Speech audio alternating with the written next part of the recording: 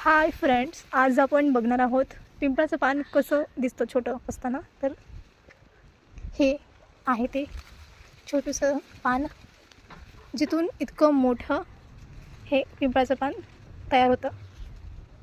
त्याची प्रोसेस इथून आहे. तर आपण आता हे बघूयात. हे बघा,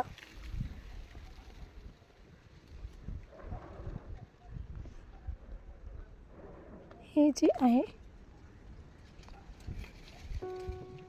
आता आपण हे काढून बघायचं आहे.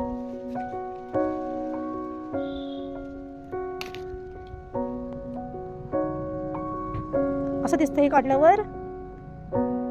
ठीक आहे, तर आता आपण बघूयात हे खोलून कसं दिसतंय पान, छोटंसं पान.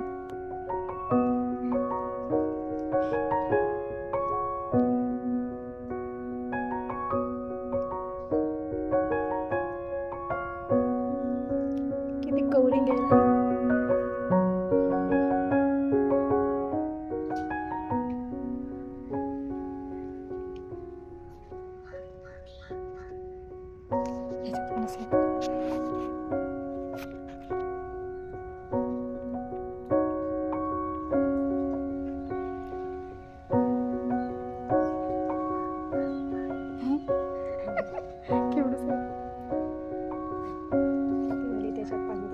दोन झाले,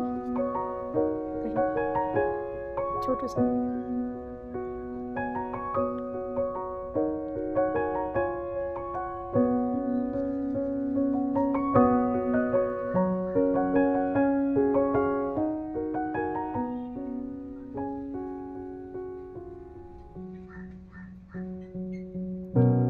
हे तर उघडणारच नाही एवढंच आहे.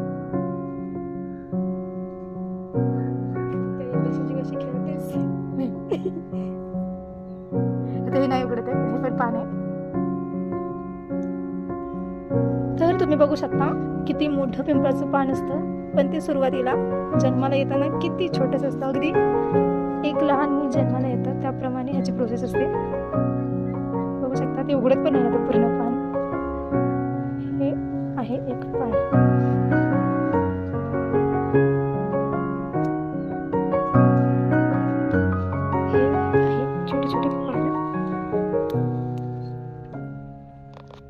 या पानांची प्रोसेस होऊन हे एक इतकं मोठं पिंपळाचं पान बनतं.